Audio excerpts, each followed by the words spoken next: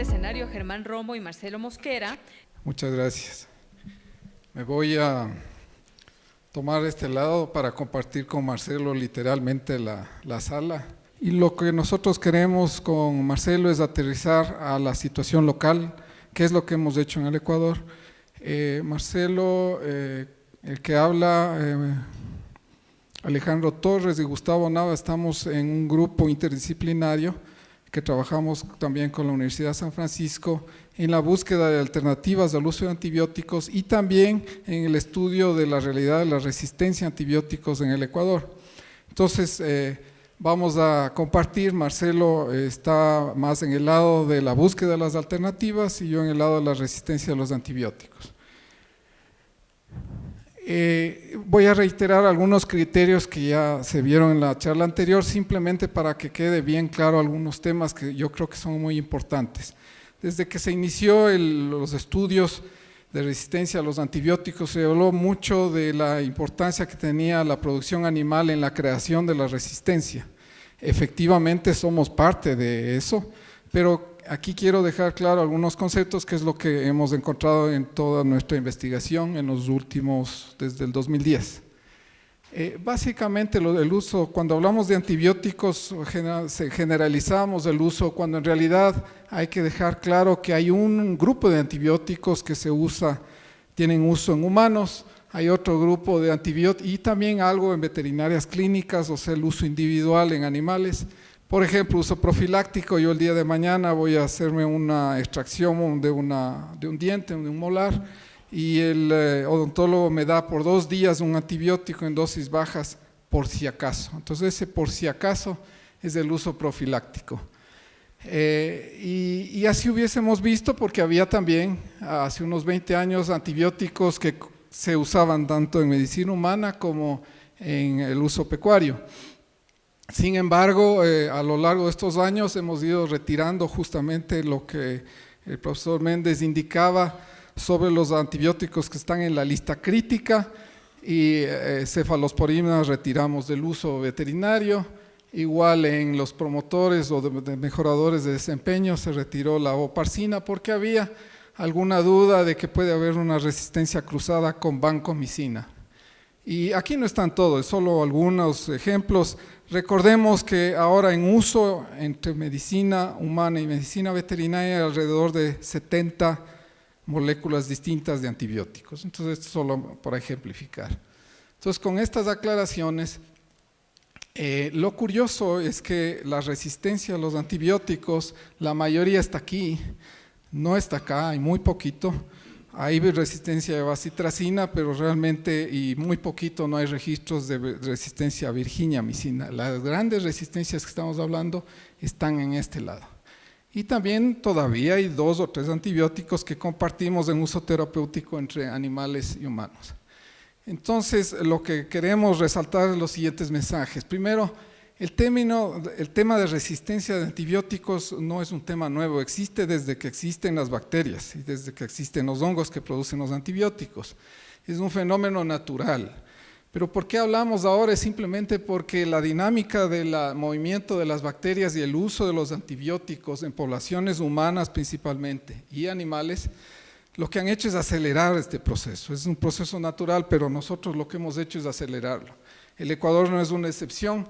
Y debemos enfrentar el problema y reiterar lo que ya hablamos, todos somos parte del problema y todos somos parte de la solución.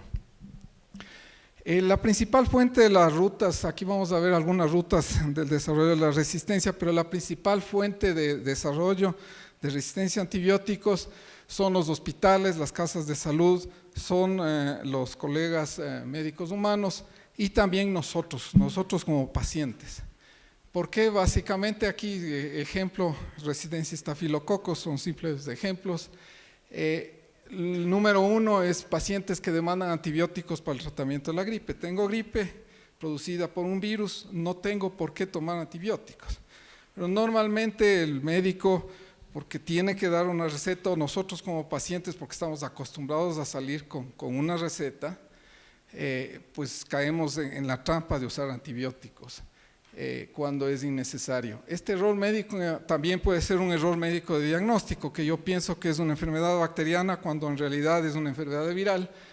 El CDC hizo un cálculo de 150 millones de prescripciones de antibióticos que se hizo en Estados Unidos para uso humano. 50 millones eran erróneas, porque estaban recetando antibióticos cuando las enfermedades eran de origen viral, 30% de esas prescripciones. Y en nuestro medio, la automedicación, el expendio libre de antibióticos que conversamos. La siguiente ruta de desarrollo de resistencia, pero no al mismo grupo de bacterias, sino a otro grupo de bacterias y con otros antibióticos que ya no sé, muchos de los cuales son de exclusivo uso veterinario, es la producción pecuaria, avícola, porcícola, ganadera. Ejemplo típico es la resistencia de coli que vemos todos nosotros en campo. De nuevo, ¿cuáles son las principales fuentes? El uso profiláctico o subdosificación de antibióticos. Por ejemplo, cuando vamos a transportar animales bovinos al camal, usamos un día antes, les damos un poco de antibiótico en subdosis. El uso de los mejoradores de desempeño, también errores de diagnóstico y errores de dosificación. ¿Por qué? Pues simplemente por lo difícil que es calcular la dosis. Si yo voy a dosificar un galpón y tengo un antibiótico que es soluble en agua, calculo mi dosis, pero ¿cuánta de esa dosis realmente llega a todos los animales? A algunos animales llegará la mitad de la dosis y ahí realmente empieza esa subdosificación, que es el campo ideal para el desarrollo de la resistencia.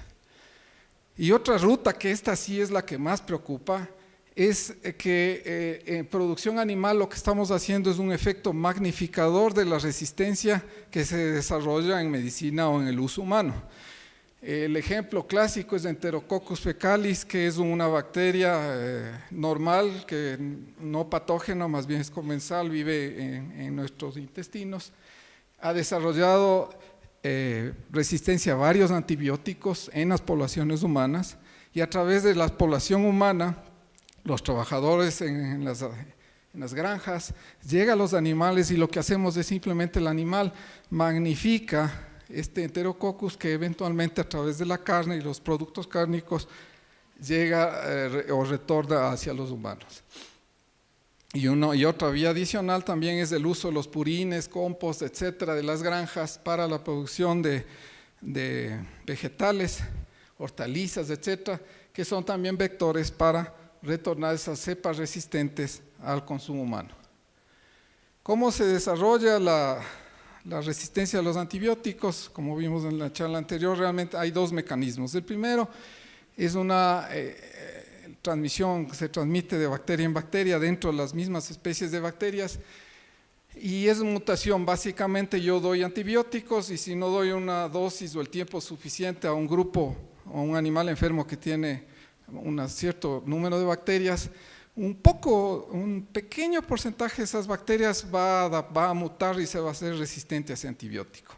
Si yo persisto en un tiempo largo en ese tratamiento y con subdosis, eventualmente voy a eliminar todas las bacterias sensibles y lo que voy a hacer es seleccionar las bacterias resistentes. Esa resistencia dentro de la bacteria, hay varios mecanismos para que se ingenia la bacteria, como por ejemplo el codificar la degradación del antibiótico, enzimas para la degradación, codificar proteínas en la membrana de la bacteria que elimina el antibiótico, entra y por las mismas le vuelve a sacar. Las bacterias son bien ingeniosas, nos llevan millones de años en adaptación, entonces tratar de luchar contra ellas va a ser difícil. Y básicamente estas modificaciones que hacen los genes de resistencia los van guardando en su ADN en un elemento que se llaman los plásmidos. ¿Por qué menciono los plásmidos? Es porque la siguiente ruta o forma de recoger esa resistencia a los antibióticos es la transmisión de ese plásmido. Una bacteria tiene dentro de ese plásmido la resistencia a un antibiótico, se pega a la otra bacteria, le comparte esa resistencia, el plásmido pasa de una bacteria a otra y le comparte. Y lo interesante es que se encuentra con otra bacteria y le dice, mira, yo soy resistente a vancomicina y yo soy resistente a ampicilina, te comparto. Se comparten y luego terminan siendo ambas resistentes a los dos antibióticos. Y eso puede haber resistencias a 4, a 5, a 7, a 10 antibióticos, esas son las bacterias multiresistentes. El ejemplo típico de este fenómeno es el de la Klebsiella pneumoniae, que es una bacteria del aparato respiratorio. Y vean ustedes una historia interesante. En North Carolina se identificó en 1996 la resistencia de esta bacteria a un antibiótico que es de última generación, que son los carbapenos. En Nueva York, en los hospitales de Nueva York, se encontró esa resistencia en el año 2000. O sea que de aquí de North Carolina subió a Nueva York, en 4 años llegó. ¿Cómo llegó? Llegó a través de los médicos que trabajaban en North Carolina sin saber, estaban portando esta resistencia a la bacteria. Se hizo el estudio y incluso todo esto se terminó es porque en uno de los hospitales, uno de los hospitales que tiene intercambio de médicos con Israel, viajó luego hacia el año 2003-2005, se determinó ya la resistencia a carbapenos en Klebsiella en Israel y posteriormente en varios países de Europa.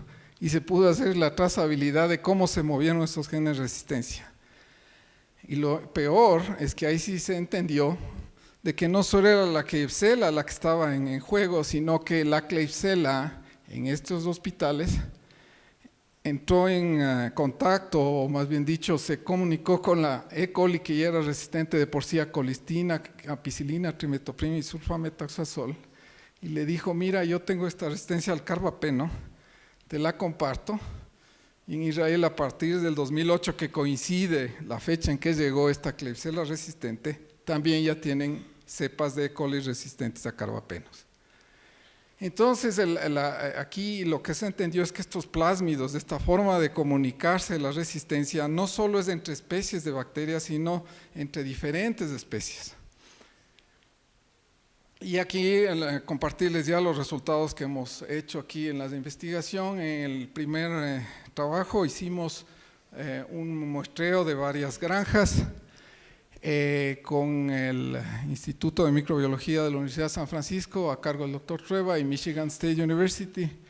¿Y qué es lo que encontramos? Primero, en la microflora de pollitos bebé aislamos E. coli y luego lo que se hizo con ese E. coli es ver resistente a qué es, desde el punto de vista molecular. Encontramos genes de resistencia, esto es 179 muestras, genes de resistencia. En primer lugar, encontramos resistencia. Cuando el pollito cuando nace es estéril y no está contaminado por ninguna bacteria y las incubadoras estaban desinfectadas y realmente la fuente de esas bacterias estaba en el aire que circula dentro de la incubadora. Y lo que se encontró es que eran resistentes 35% de las cepas aisladas de E. coli resistentes a ampicilina, 14% a una cefalosporina. Hay resistencia a tetraciclinas del 60% de las, igual a otros antibióticos, enrofloxacina, etc. Aquí 2 mensajes. El primero, como les digo, ya hay bacterias resistentes que están en el ambiente. Y segundo, que había resistencia a antibióticos que nunca se ha usado en medicina veterinaria, sino que eran de uso humano, por ejemplo la ampicilina. Luego seguimos con estos animales y a los 38 días de edad, cuando salen a faena, se hizo el mismo estudio y miren lo que sucede. Primero se mantienen las mismas resistencias, por ejemplo, la resistencia a la ampicilina, la resistencia a la cefaloxina es igual, se mantiene aproximadamente, pero aparecen nuevas resistencias. Aparece aquí una resistencia a la sulfatrimetoprima, aparece una resistencia, por ejemplo, que no estaba antes, a la enrofloxacina, que era muy pequeña, aquí aparece ya 33% de las cepas, lo cual nos indica que durante la crianza de los pollos, las bacterias adquieren resistencia también del ambiente y de los galpones. Hay el intercambio con otras bacterias que son resistentes.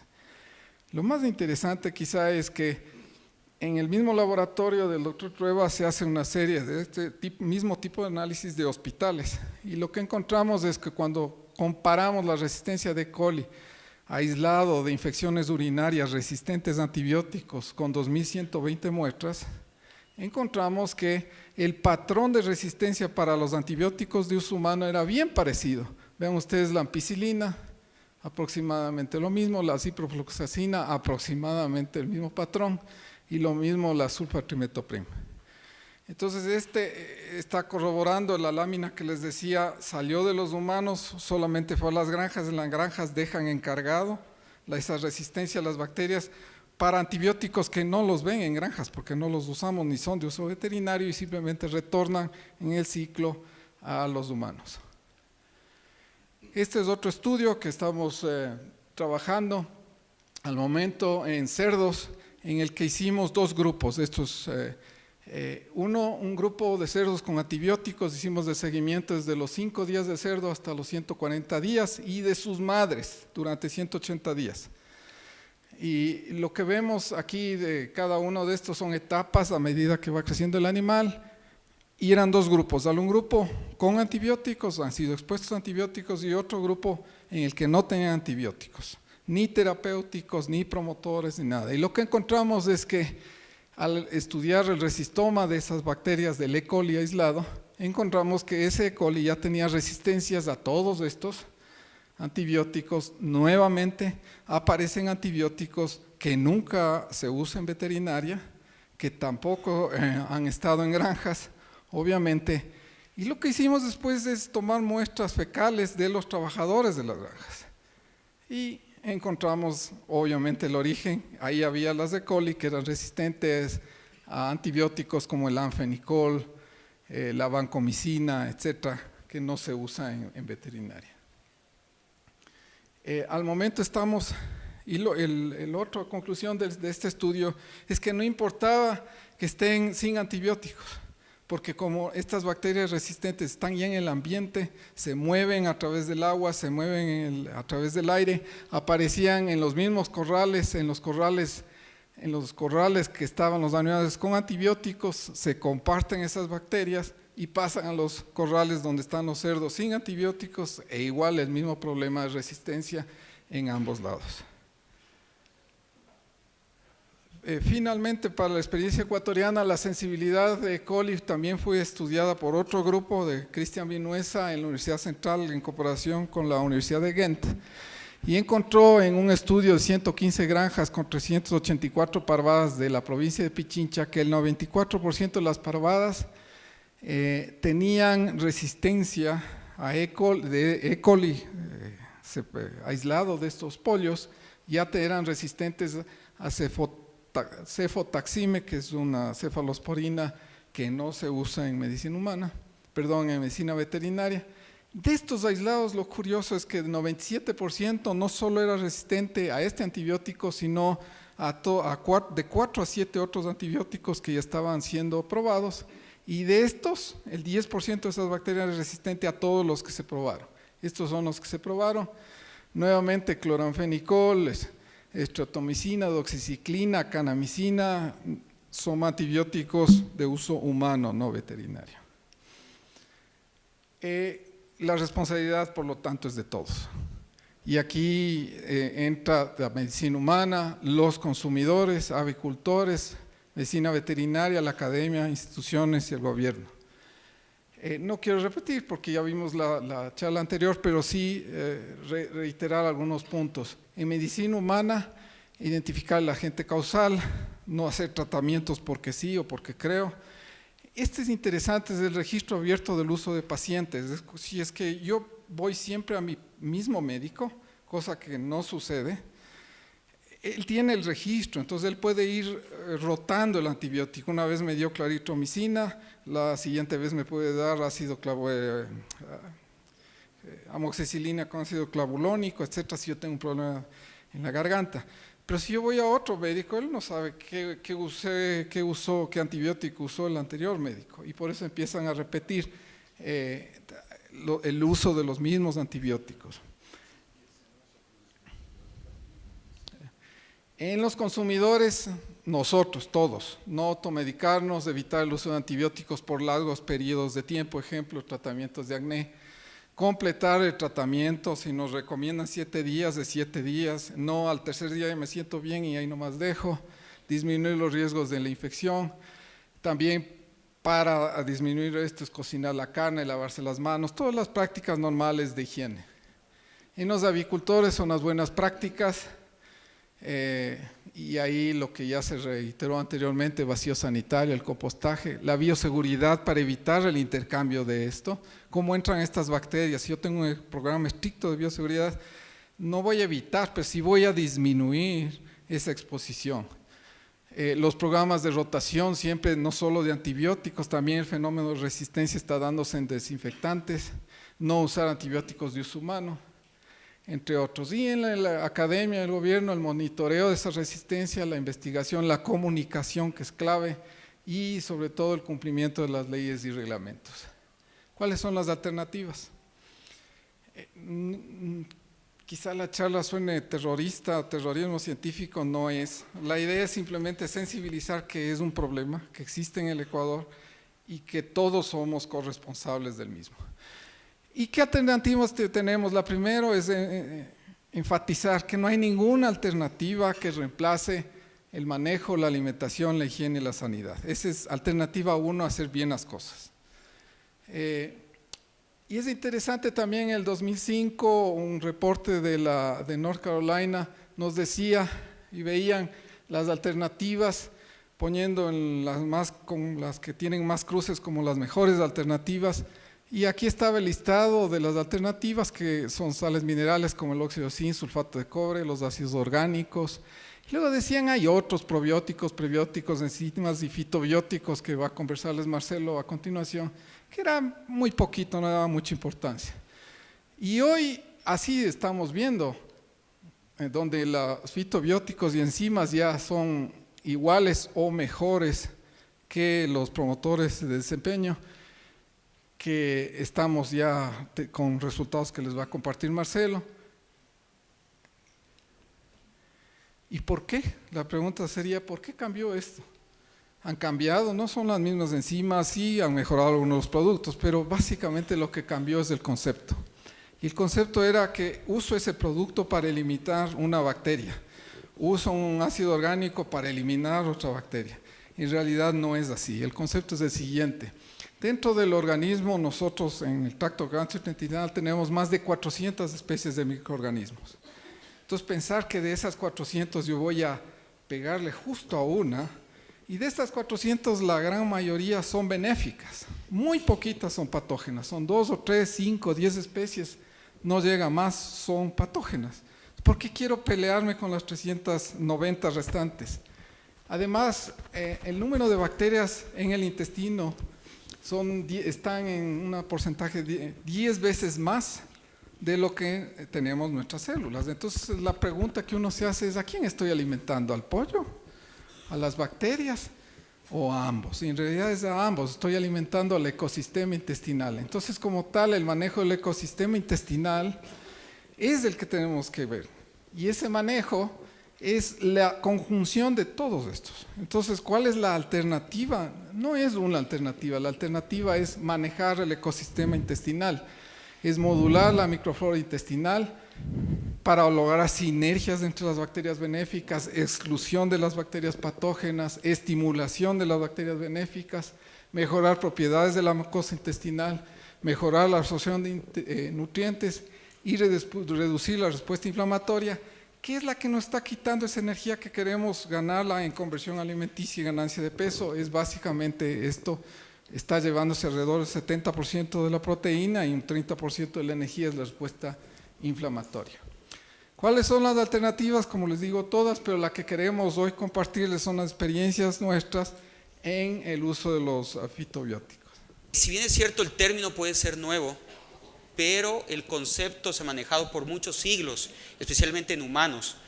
¿Y qué son ese concepto? Es el uso de plantas o ciertas propiedades que tienen plantas para poder aliviar o reducir ciertos malestares. Por ejemplo, ¿quién de nosotros, tal vez en algún momento nuestra abuelita no nos dio un agua de orégano para aliviar un malestar estomacal? Entonces, eso es parte de lo que vamos a ver, ¿no? Pero ese concepto es muy empírico. Y lo que ha pasado durante los últimos años es que esto se ha convertido realmente en una ciencia. Hay mucho trabajo, mucha información, y como indicaba Germán, de que los fitobióticos tenían una X, ha pasado a ser una alternativa muy importante. Entonces, ¿qué son los fitobióticos? En algunas referencias usted puede encontrarlo también como fitogénicos. Fitobióticos, fitogénicos son sinónimos en la literatura, pero son básicamente productos derivados de las plantas, ciertos compuestos bioactivos que tienen ciertas plantas, no todos, y vamos a ver algunas de las más importantes. Y miren, aquí lo que se menciona es que ejerce un efecto positivo sobre el desempeño y la salud. En eso nos vamos a enfocar a ver por qué se da ese efecto positivo, y podemos, como les digo, más adelante hablar de alternativas a los antibióticos. Estos compuestos bioactivos básicamente son compuestos volátiles, compuestos fenólicos, colorantes, que con el tiempo se han ido purificando, siendo más eficiente en el proceso de extracción, hasta convertirse, como digo, en productos sumamente viables para manejarlos como alternativas. Pero esto viene no solo, como yo les decía hace un rato, de siglos atrás, que manejamos en humanos estos conceptos de uso de hierbas medicinales, de aguas para tratar ciertas dolencias, pero las plantas en sí ya tienen ciertos componentes como estos alcaloides, los flavonoides, los terpenoides, que son parte de su estructura. Pero ¿y qué hacen estos componentes de las plantas? Básicamente actúan como mecanismos de defensa en las plantas. Es decir, estamos usando ciertos componentes que las plantas ya los manejan para protegerse de insectos, de bacterias, de hongos, para nosotros aprovecharlos tanto en humanos como ahora lo vamos a ver también en alimentación animal. Pero es una fracción sumamente pequeña de las plantas. Miren, constituye del 0.1 al 1% de las plantas. Por eso es que vamos a ver más adelante que muchos trabajos que se hicieron en años anteriores no dieron los resultados que se esperaban, porque muchas veces no se lograba extraer ese porcentaje tan pequeño para realmente lo que incorporemos a los animales sea solamente el principio activo de lo que estamos buscando evaluar. Básicamente podemos dividir los beneficios en dos grandes grupos. Los unos es el efecto antimicrobiano que tienen estos componentes, el de los fitobióticos, y los otros es de alguna manera que estimulan al proceso digestivo a través de proteger la mucosa, fomentar cierta producción de enzimas digestivas, y esos son los dos grandes grupos que vamos a ver. En lo que son tema de propiedades antimicrobianas, hay muchos autores que mencionan que tiene bastante eficacia, tanto para gram positivos como para gram negativos, otros que le enfocan más hacia gram positivos, pero en general depende mucho de lo que vamos a ver, de que hay distintos tipos de fitobióticos, es decir, en algún momento tal vez uno particularmente puede ser muy eficiente para algo, pero si lo combinamos con otro y logramos un efecto sinérgico, posiblemente logremos esto de aquí, que tengamos un amplio espectro. Una de las propiedades que tienen los fitobióticos, como les decía, desde la parte digestiva, es que mejoran la salud intestinal. Miren aquí las vellosidades y las criptas entre no usar un fitobiótico, tampoco un antibiótico, sino en un trabajo reemplazando o quitando los antibióticos, reemplazando con fitobióticos. Miren cómo se mejora la integridad intestinal en cuanto a lo que son las vellosidades y las criptas. Vemos mayor profundidad de criptas, mayor altura de vellosidades. ¿Y qué significa esto? Mejor absorción de nutrientes. También, como vamos a ver más adelante, se estabiliza el microbioma, es decir, toda esa población microbiana que hay en el tracto digestivo.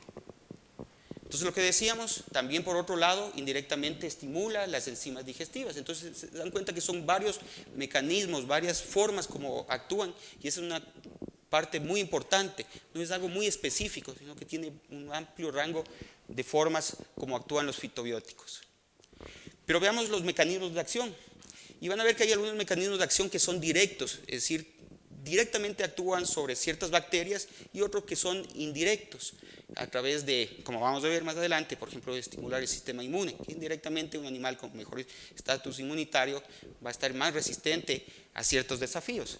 Pero el primero es, como les decía, algo directo, actúa directamente sobre la membrana de las células de las bacterias y así es como logra un mecanismo de acción.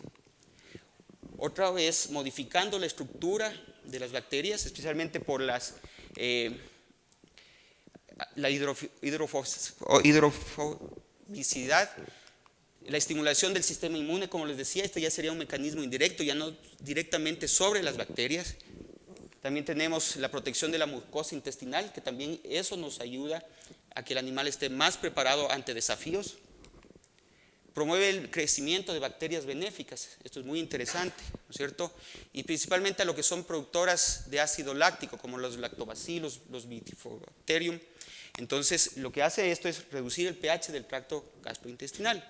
Al tener un pH más tendiendo hacia la acidez, eso también hace que sea menos propenso a las bacterias, al desarrollo de bacterias patógenas. Y finalmente mejora la actividad de las enzimas digestivas, como decíamos hace un rato. Lo que les decía hace un rato, es interesante, hay varios mecanismos de acción, entonces ahí podemos interactuar con los distintos objetivos que tenemos. Algunas características de los fitobióticos, en este caso comparémosles con los antibióticos. Una muy interesante, porque cuando usamos antibióticos tenemos que ser muy cuidadosos, ¿no es cierto?, con la dosis, cómo calculamos cuánto darle, pero aquí tenemos productos de baja toxicidad, por un lado. Por otro lado, otra preocupación que se hablaba en la charla anterior es con respecto al tema de residuos. Aquí no tenemos residuos en los productos cárnicos, es otra ventaja. Y están clasificados como grasa, ¿no es cierto? En este caso, esto permite que si algún rato alguien quiere hacer una producción libre de antibióticos u orgánica, puede usar estas alternativas como para poder lograr un buen desempeño y también lograr una certificación en ese sentido como orgánicos. Entonces el GRAS es una denominación a productos considerados seguros cuando están incluidos en los alimentos. Los fitobióticos, ¿de dónde salen? Hay 4 grandes grupos. El primero son las hierbas, es decir, son las plantas, directamente la planta completa, ¿no?, que es de la cual se le da una maceración, un tratamiento, y eso es lo que de ahí es lo que se utiliza. Hay otro tipo de plantas en lo cual solo se utiliza ciertas partes de ellas, es decir, no la planta completa. Ya cuando hablamos de las oleoresinas y también los aceites esenciales, ya hay un procesamiento a las plantas. En este caso aquí tenemos compuestos, componentes sólidos y los aceites que son líquidos, viscosos y también volátiles. Aquí resaltamos porque los aceites esenciales de estos 4 grupos son los más utilizados y es donde nos vamos a enfocar más adelante a hablar. En cuanto a aceites esenciales tenemos una gran variedad. Si ustedes entran a la literatura posiblemente encuentren una lista muy grande, pero los que más nos hemos enfocado a utilizar en alimentación animal son los que están ahí listados, especialmente el carbacrol como aceite esencial obtenido del orégano, el timol del tomillo, eugenol del clavo de olor, cinamaldehído de la canela, la capsaicina del ají o del pimiento. Este ya es un trabajo que vamos a entrar a ver unos resultados de cerca de 5 años de trabajo en este campo que son los aceites esenciales. Pero ¿cómo obtenemos los aceites esenciales? Esa puede ser una pregunta que se están haciendo. Bueno, tenemos la planta y lo primero o lo que se hace es a través de la destilación o la extracción por solventes, llegamos a obtener ese 0.1% que constituye, como decíamos, el aceite esencial del componente de la planta. Ay, perdón. Ok, entonces, pero en la alimentación no usamos nosotros directamente el aceite esencial.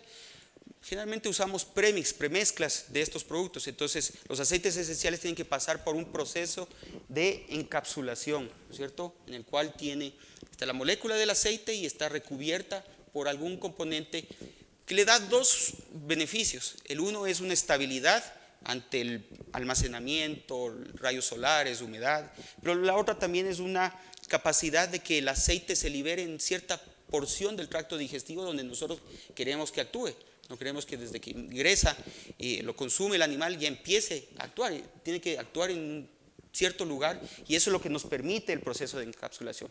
Esta es una de las claves para que se ha dado en los últimos años, como vamos a ver más adelante, para que cada vez sea más eficiente el uso de aceites esenciales.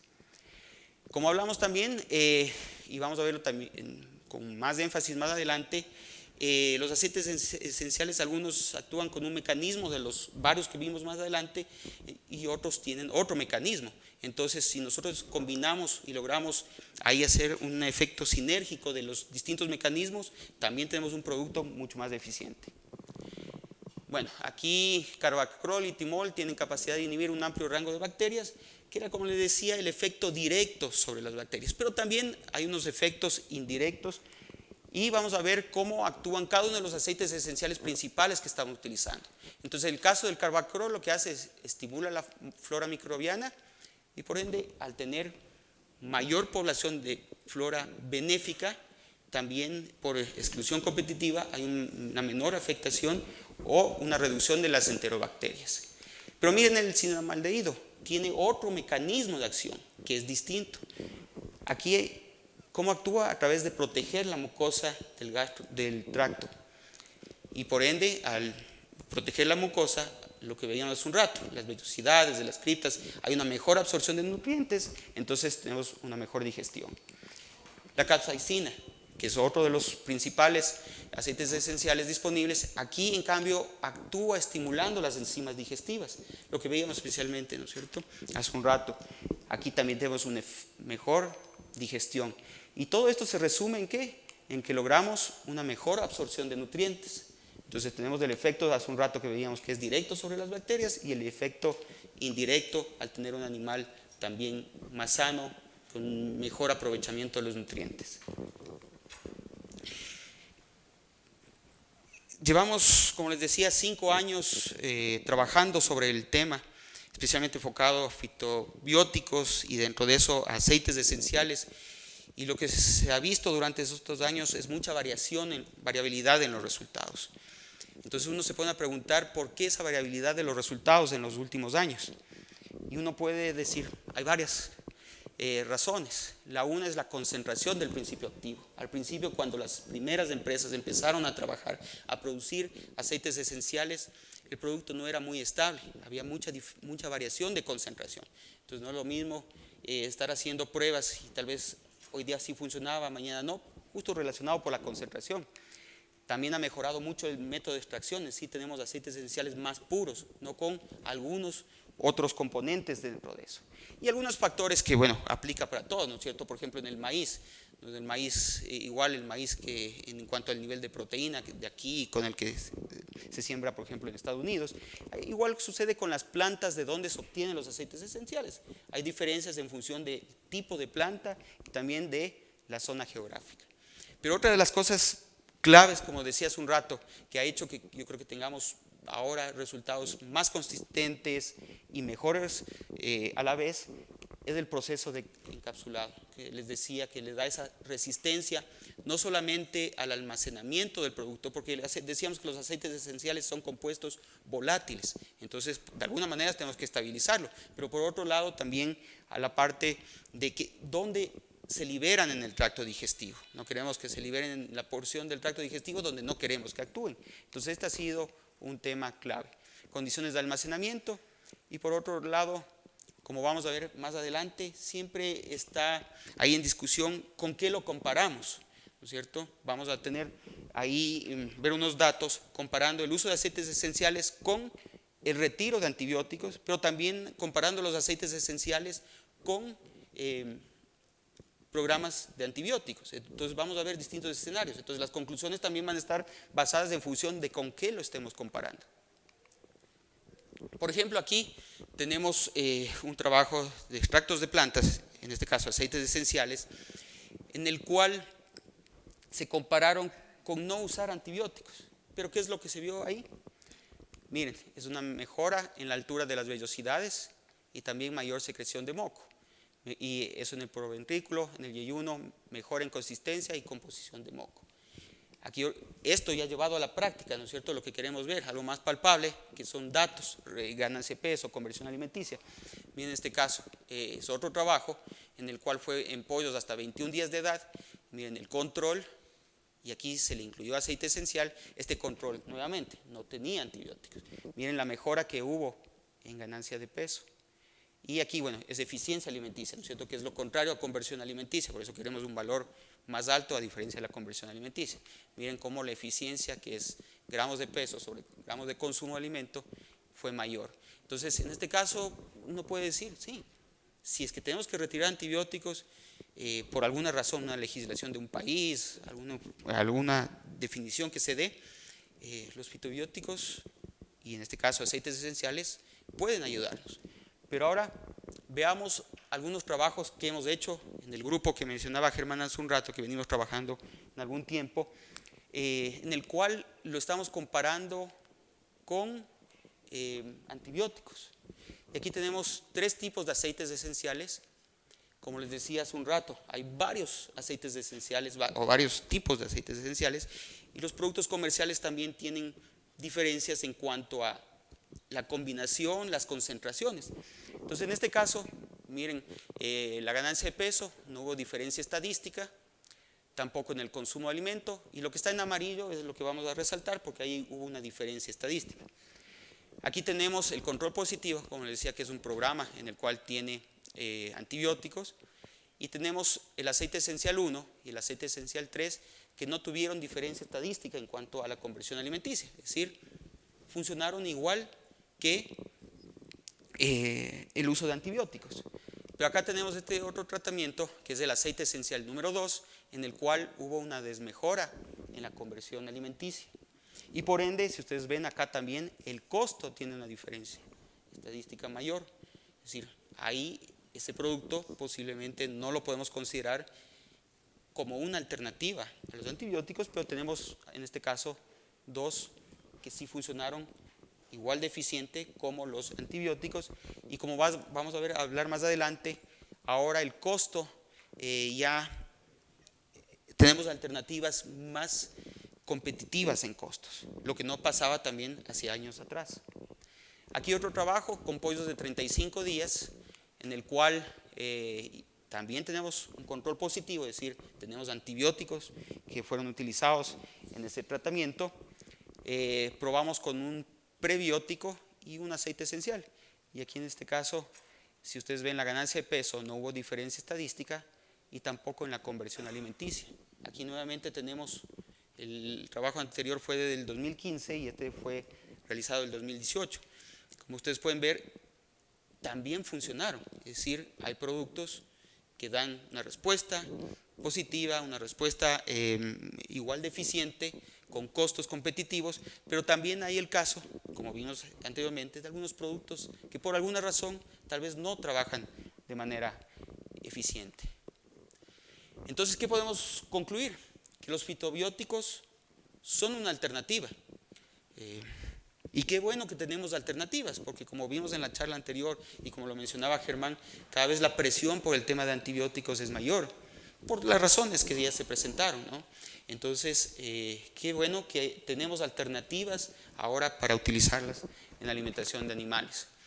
Pero pongámonos cuál es el objetivo. Muchas casas comerciales llegan donde uno y le dicen, miren, yo tengo este aceite esencial o este producto a base de aceites esenciales, y créanme que han dicho que hasta mejoran 10 puntos de conversión alimenticia. Se escucha varios argumentos, pero ¿cuál es el objetivo que uno busca? Yo creo que el objetivo debe ser que tengamos un reemplazo a los antibióticos. ¿Y cómo? Manteniendo los resultados zootécnicos. No necesariamente estamos buscando algo que tengamos esa diferencia de 10 puntos, como les digo, que a veces han mencionado. Si es que hay algo positivo o una ligera mejora, bienvenido sea. Pero yo creo que en este punto lo que tenemos que buscar es, como decía, las alternativas. Mencionaba hace un rato los costos. Durante los últimos 5 años, cuando arrancamos el trabajo, realmente las opciones no eran viables desde el punto económico. Tenían costos mucho más altos. A partir de las regulaciones, de las legislaciones de ciertos países, ¿no? Veíamos el caso de los países europeos, de Estados Unidos.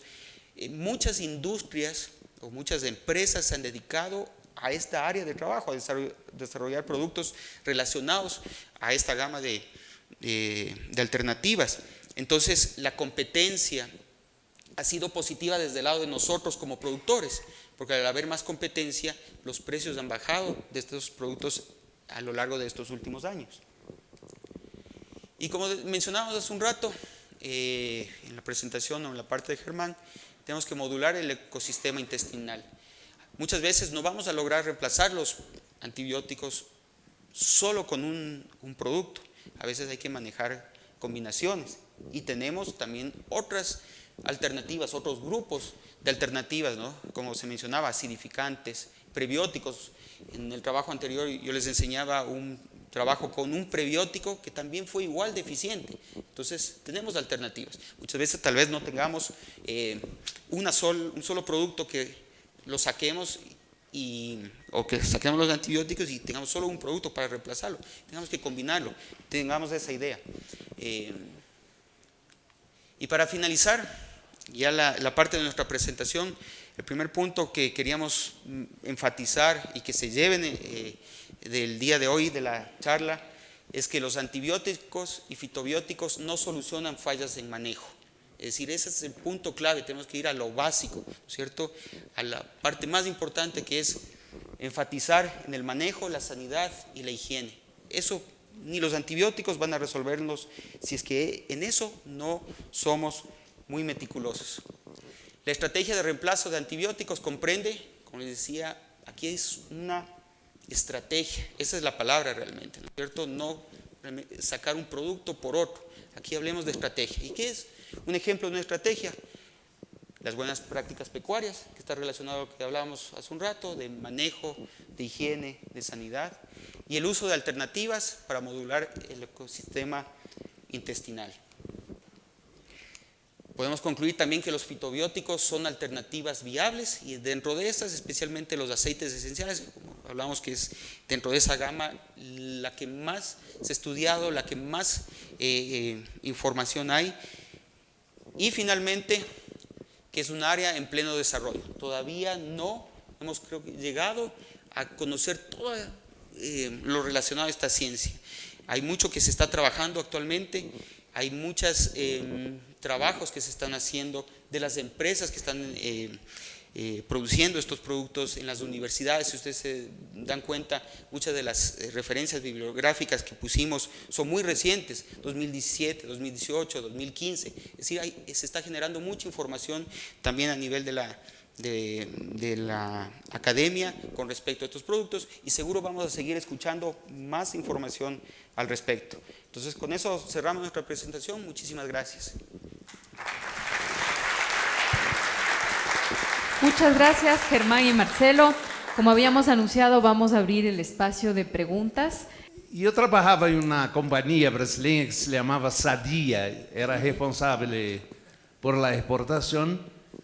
En 1994 nosotros hacíamos ventas de 460 millones de dólares, de los cuales 20% eran hechos en Europa. En 94 nuestros clientes europeos nos han dicho: está prohibido el uso de antibióticos, punto a la línea. Y nosotros no teníamos otra alternativa que no adaptarnos, o perdíamos 20% de nuestro mercado. Sadia hacía en aquella ocasión una crianza anual de 2.000 de millones de aves anual. Usted se puede imaginar que el momento que hemos abandonado antibióticos, el mundo entero se presentó a nuestras puertas diciendo que tenían la bala de plata para matar el lobisomem. Eran aceite, prebiótico, probiótico, simbiótico, polvo de perlim-pim-pim y todas estas cosas. Le voy a decir cuál ha sido nuestra experiencia. Nuestra experiencia ha sido que todos estos componentes que han sido listados ayudan, no sustituyen.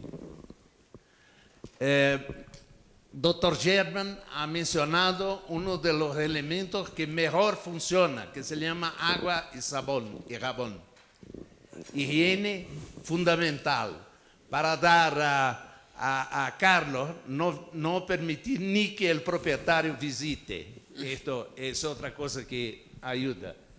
No hemos visto ninguna en nuestras experiencias balas de platas en utilización de aceites esenciales. Funcionaba en esta región, no funcionaba en otra región. Aplicávamos sobre 16.000 galpones, Macanudo en 4, y después bajaba. En otros, además de esto, fuimos a especializar un poquitín y veíamos que las concentraciones de los principios activos de planta oscilan durante el día, según sea la iluminación solar, según sea la temperatura, según sea la manera de cosecha y todo esto. No sé si hubo todos estos progresos que hemos verificado acá, pero es que su presentación me ha dado la impresión, y puede ser que esté yo errado, de que finalmente tenemos la bala de plata que sustituye los antibióticos. Lo que le puedo decir de nuestra experiencia es que todos ayudan, ningún sustituye. Sí, muchísimas gracias por la pregunta. Por eso mencionábamos antes que aquí hay una estrategia. No hablamos solamente de un producto, hablamos de estrategias y esa es la clave de todo esto. Por eso queríamos que se llegue ese mensaje. Y como incluso los antibióticos, no necesariamente a todos el mismo antibiótico nos puede funcionar, no a todos el mismo fitobiótico nos puede funcionar. Hay un poco ahí también de lo que hablábamos, de este ecosistema intestinal, ¿cierto? Que es muy de cada situación. Entonces, sí, correcto, no hay una alternativa, hay estrategias, esto es parte de las estrategias y cada uno tiene que generar su propia experiencia. Esa es mi recomendación. ¿Cuál es la experiencia en varias alternativas que se mencionaron en la lista que mostraste en la presentación? ¿Cuál es la experiencia que han tenido ustedes con los fagos, enfocados tal vez al control de salmonela, listeria? ¿Y hay algún trabajo que ustedes hayan tenido experiencia y qué resultados han tenido? Sí. Los fagos son virus que atacan a bacterias. Hicimos algunos trabajos en lechones, sobre todo para la diarrea inicial de los lechones, con mucho éxito. La principal fuente de fagos era los fagos de origen humano, donde conseguimos los fagos en el Machángara. Simplemente una muestra de agua, separamos los fagos, vimos susceptibilidad bacteriana a los fagos, se concentraron esos fagos y se hizo un ensayo con lechones, con y sin fagos. Y los lechones que recibían los fagos, perfectos. Hubo un pequeño problema, es que las bacterias rápidamente se adaptaron y en 3 generaciones o 3 grupos de cerdos ya desarrollaron resistencia a esos fagos. Entonces hay bastante, es un área interesante. He visto algunas compañías que tienen fagos, han tenido el mismo problema de que uno aplica y excelentes resultados, la segunda más o menos, la tercera al cabo de un año ya las bacterias son más rápidas en desarrollar resistencia a los mismos fagos. Sin embargo, es otra de las áreas que está en desarrollo y es interesante, es poder adelantarse o entender cómo las bacterias están entendiendo el desarrollo de la resistencia para poder diseñar, y esa es una nueva área que veremos en los próximos 10 años.